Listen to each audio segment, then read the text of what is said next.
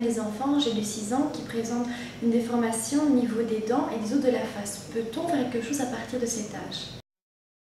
Ils viennent nous voir dès l'âge de 6 ans et nous commençons par les examiner bien sûr. Bien, souvent ça vient de plusieurs problèmes combinés. Et la respiration qui ne se fait pas correctement, et la position de langue qui n'est pas correcte non plus, et les lèvres qui mettent des forces tout à fait atypiques sur les dents. Je commencerai peut-être par la respiration, puisque c'est vraiment la chose qu'il faut regarder en premier lieu chez l'enfant. Il faut qu'il respire par le nez, car on a remarqué que la distance narinaire est proportionnelle à la distance entre les canines. C'est donc important que cet enfant dilate bien, respire bien par le nez, pour donner une belle croissance et une croissance harmonieuse de la face. Il faut donc contrôler si cet enfant peut respirer par le nez. S'il ne peut pas, eh bien, il faut voir un ORL afin qu'il décèle s'il n'y a pas un trouble au niveau respiratoire. Par exemple, les cornets trop larges, la déviation de la cloison nasale, les végétations, une foule de choses qui peuvent empêcher l'enfant de respirer. Donc, après avoir vu l'ORL, nous pourrons mettre en œuvre toute une série de choses pour améliorer cette respiration. À cet effet, je proposerai une série d'exercices. Le premier exercice que je demanderai de faire, c'est que l'enfant se mouche le matin en se levant. En effet, quand on voit un enfant qui se lève, il a souvent une narine encombrée, plus que l'autre. On va donc demander à l'enfant de se moucher narine par narine. On lui demande de pincer le nez, de pousser très fort dans son mouchoir, et puis d'alterner. Et puis nous allons regarder si cet enfant peut respirer correctement par le nez. Comment va-t-on faire ça? On va lui demander une respiration alternée.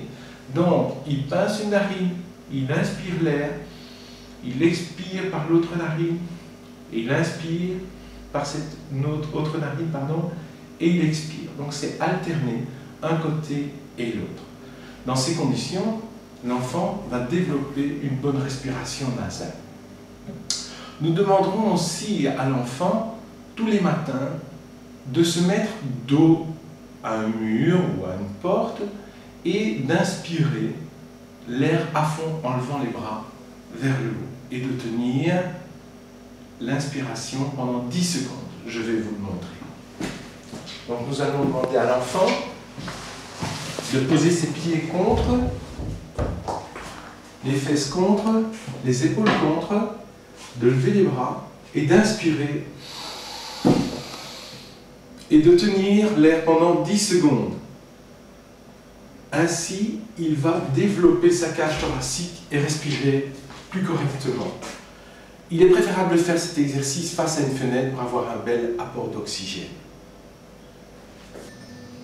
La respiration influence-t-elle la croissance de la face? Bien sûr, la respiration influence très fort la croissance faciale. En effet, si le patient ne respire pas bien par le nez, il va respirer par la bouche évidemment. Donc la langue va être basse, l'air va passer, mais la langue ne va pas jouer son importance de croissance au niveau du palais. En effet, si une langue reste basse, elle ne vient pas s'appliquer au palais et ne donne pas cette croissance du palais. Le palais va donc rester petit, la mâchoire va s'ouvrir, une béance va se jouer là à l'avant des dents. Qui résulte d'une pulsion linguale. Donc la langue est basse mais passe entre les arcades. Ce qui veut dire que non seulement les dents du haut n'arrivent pas à pousser correctement, puisque cette langue met toujours une pression verticale et empêche ses dents de pousser, et en plus nous voyons au niveau transversal, à l'arrière, que les dents du haut mordent à l'intérieur des dents du bas. Donc le palais est non seulement trop étroit, mais en plus les incisives n'entrent pas en contact correct. Voici un autre cas où l'absence de la langue est responsable de cet encombrement antérieur. Vous voyez l'incisive centrale qui est rabattue vers l'arrière et le palais qui est étroit. Regardez, quand l'enfant ferme la bouche, l'incisive supérieure droite passe à l'envers. Elle est derrière les incisives du bas. Celle de gauche est correcte. Eh bien, la langue n'a pas son appui au niveau des incisives supérieures. Cet appui n'est pas correct. En bas, nous avons un manque de place pour aligner les 4 incisives. Tout ça résulte d'une langue qui ne prend pas sa position correcte.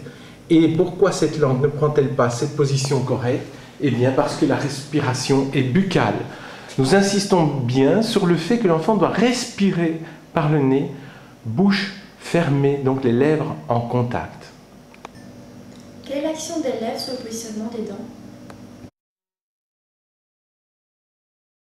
Le doigt va pousser les dents comme si la lèvre était très puissante. Regardez ce que ça donne au niveau des arcades. Donc évidemment, la lèvre a un rôle capital à jouer dans l'alignement des dents. Vous voyez comme ce doigt va repousser ici toutes les dents vers l'intérieur et des dents vont être plus à l'extérieur, là où la lèvre n'aura pas cette pression. Voilà. Et quel est le traitement chez les enfants très jeunes pour corriger la respiration, le positionnement de la langue et la pression des lèvres?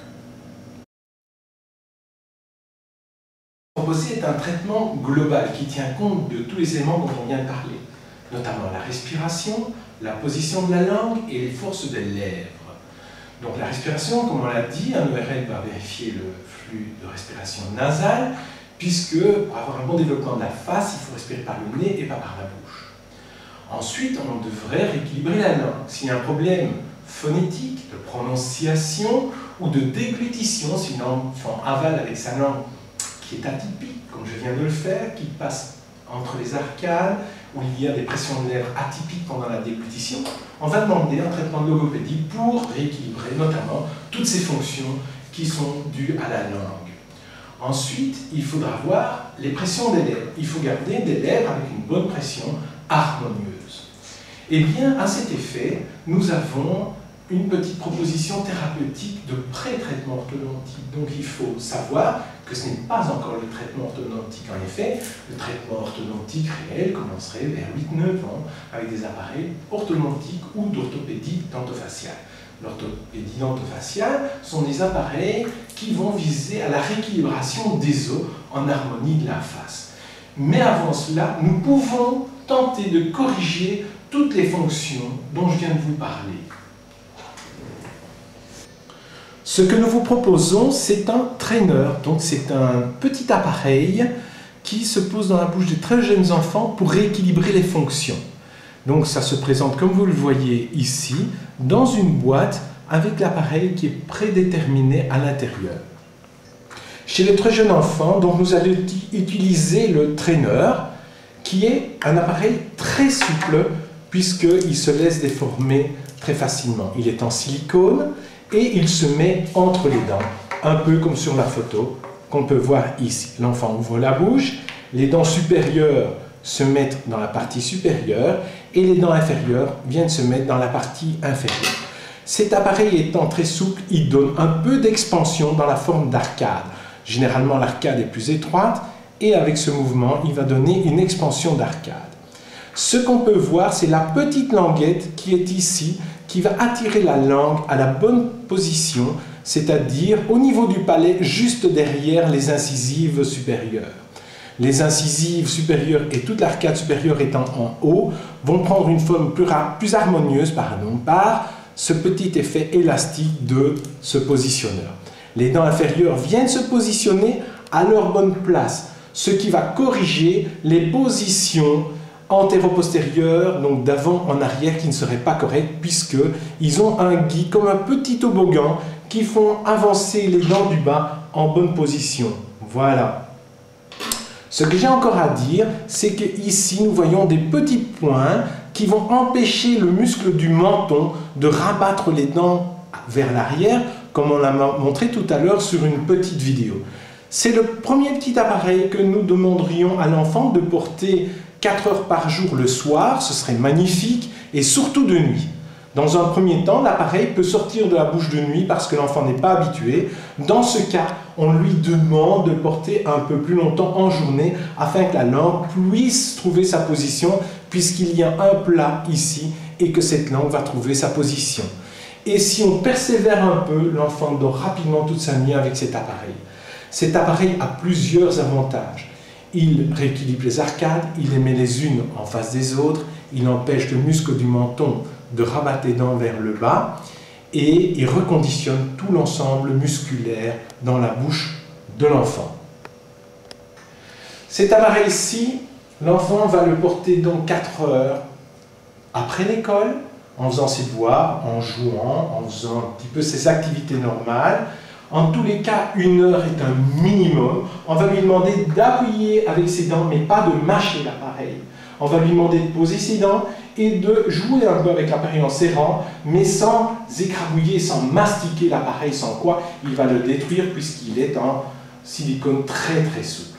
Après 6 mois, nous devons voir une amélioration très nette de l'ensemble du système de la face de l'enfant. Au bout de 6 mois, soit le résultat est satisfaisant, soit nous partons pour une période de 6 mois d'entraînement neuromusculaire. Et quand l'enfant n'a pas de problème trop important de déplacement de dents ou de respiration, eh bien, ou de décalage arcade, nous pouvons passer au positionneur suivant qui est plus rigide. Il est beaucoup plus rigide que ce petit positionneur bleu. Et ceci donc va forcer les dents dans une forme d'arcade, puisque le silicone est beaucoup plus rigide, il aura un effet d'alignement sur les dents. En tous les cas, ce traitement très précoce ne va pas dépasser 18 mois. Mais nous devons déjà voir des résultats après 6 mois si l'enfant suit bien les prescriptions qu'on lui a faites. Donc pour résumer les choses, ce traîneur est un appareil pré-orthodontique. Ce n'est pas un traitement d'orthodontie, mais c'est plutôt un appareil de rééquilibration de toutes les fonctions. Nous avons l'écran ici devant qui empêche l'air de rentrer par la bouche, donc l'enfant est obligé de respirer par le nez. Ensuite, nous avons sur le numéro 5, ce qui empêche le muscle du menton de rabattre les dents vers l'arrière. Le numéro 3, c'est la petite languette qui attire la langue au palais. Le numéro 2 est un aligneur des incisives supérieures. Le numéro 6, eh bien, sont des écrans de la joue et de la langue, ce qui permet aux prémolo-molaires, donc aux prémolaires et molaires, de se mettre en place. Et le numéro 4 est le conditionneur de la forme d'arcade. C'est un appareil qui va aider l'enfant à trouver des fonctions équilibrées et qui va favoriser la croissance dans son ensemble. Ce qui va redonner un visage plus harmonieux. Ça n'empêchera peut-être pas un traitement orthodontique ultérieur, mais ça favorisera en tout cas et ça le facilitera grandement.